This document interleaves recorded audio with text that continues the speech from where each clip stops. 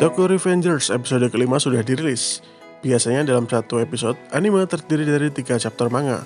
Tapi dalam episode kelima kali ini terdiri dari 4 chapter, yaitu chapter 9 sampai dengan chapter 12. Episode ke-6 sendiri kemungkinan dilanjutkan pada chapter 13 atau dibuka dengan chapter khusus yang menceritakan awal pertemuan Draken dengan Miki.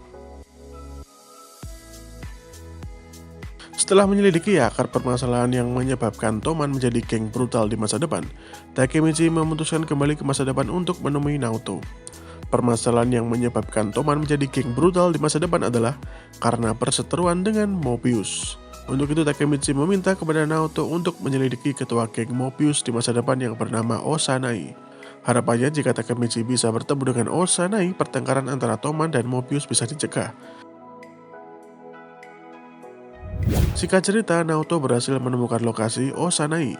Lokasi tersebut ada di proyek bangunan. Ternyata, Osanai yang dulunya merupakan ketua geng Mobius di masa depan merupakan buruh kasar bangunan. Bahkan Osanai dimarahi oleh atasannya karena waktu istirahat yang terlalu lama.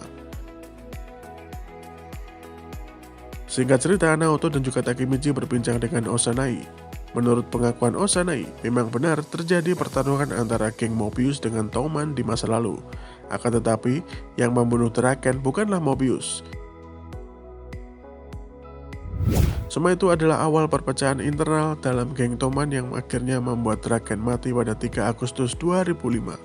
Itu artinya ada pihak ketiga yang sengaja memancing kerusuhan antara Mobius dan juga Toman untuk memecah belah di dalam internal geng Toman. Ada seseorang yang sengaja mempengaruhi Miki dan juga Draken agar berselisih. Mengetahui hal itu, Takemichi kembali ke masa lalu untuk mencegah perseteruan Toman dengan Mobius. Setelah kembali ke masa lalu, Takemichi tengah sepedaan dengan Akun. Akun sendiri membonceng Takemichi. Mereka berdua mengobrol dan tiba-tiba Takemichi bertanya kepada Akun perihal impiannya di masa depan. Akun sendiri kaget dengan pertanyaan itu. Kerjaan mereka tidak lebih berkelahi, jadi memikirkan masa depan adalah hal yang tabu. Tetapi Akun menjawab impiannya di masa depan adalah menjadi penata rambut. Memang di antara teman-teman Takemichi hanya Akunlah yang terlihat modis terutama soal gaya rambut.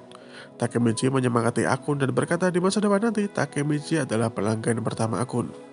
Takemichi pun memutuskan untuk bertemu dengan Miki dan tidak ingin melibatkan Akun sama sekali dalam perseteruan yang melibatkan Toman dan juga Mobius.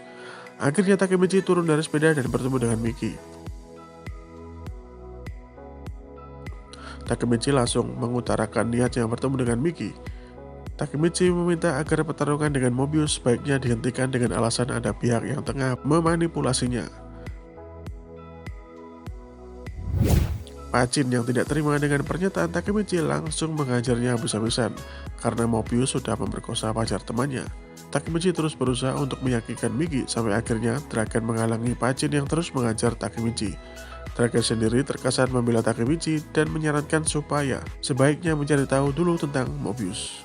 Akan tetapi Miki berkata lain. Hal itu justru dianggap sebagai sikap menentang terhadap Toman. Ketika terjadi perbedaan pendapat antara Miki dan juga Draken, tiba-tiba Osanai datang. Osanai di masa lalu sangat berbeda dengan Osanai di masa depan. Osanai di masa lalu tubuhnya besar dan juga kekar, sedangkan di masa depan tidak jauh seperti Takemichi, seperti tidak terurus. Pacin kemudian melawan Osanai, akan tetapi Osanai terlalu kuat bagi Pacin. Pacin kemudian mengajar Osanai kemudian membalas dan memukul Pacin hanya dengan 1 pukulan. Pacin terkapar, kekuatan Osanai begitu besar, tidak heran karena badannya kekar. Osanai beranggapan seharusnya Toman lebih hormat pada Mobius karena Mobius lebih dulu berdiri. Bagi Osanai, Toman hanya kumpulan berandalan ingusan. Tidak disangka Osanai mengetahui bahwa Toman akan bertarung dengan Mobius, dan Osanai membahas semua anak buahnya juga saat itu. Ini menjadi sebuah pertanyaan dari mana Osanai tahu bahwa Toman akan menyerang Mobius. Tentunya Osanai mendapatkan informasi tersebut dari pihak ketiga, pihak yang membuat internal Toman sendiri menjadi terpecah. Miki dengan gaya badasnya mengatakan jika Toman dianggap berandalan ingusan, mengapa Osanai membawa anak buahnya dalam jumlah yang besar. Takemichi pun larut dalam lamunan mengenai perubahan Osanai di masa lalu dan juga di masa depan. Osanai lantas memukul Takemichi karena tidak suka dengan pandangannya, tetapi Pachin bangkit dan berniat untuk melawannya kembali. Pertandingan yang hanya Pachin dan Osanai seperti sabung orang. Pachin terus diajar habis-habisan oleh Osanai. Takemichi panik melihat pemandangan itu, tetapi Miki menyuruhnya untuk diam dan perhatikan. Pachin tidak akan menyerah. Sampai akhirnya Pachin pun tumbang, kemudian jatuh pada Miki sembari meminta maaf. Para pendukung Osanai memaksa Miki dan Draken untuk menyerah dan juga meminta maaf. Miki dengan tubuh kecilnya kemudian mengambil Osanai dan tanpa basa-basi langsung menendang muka Osanai sembari salto. Hal yang mirip ketika mengejar Kiyomasa dulu. Osanai seketika tersungkur dan suasana langsung berubah menjadi hening. Semua orang tidak percaya dengan kekuatan Miki termasuk para pendukung Osanai. Miki seketika menengok ke belakang dan mengatakan sesuatu kepada Draken. Ternyata, Osanai masih melawan dan membawa pecahan botol kaca. Seketika itu, pecahan botol tersebut menghujani Miki yang tengah lengah.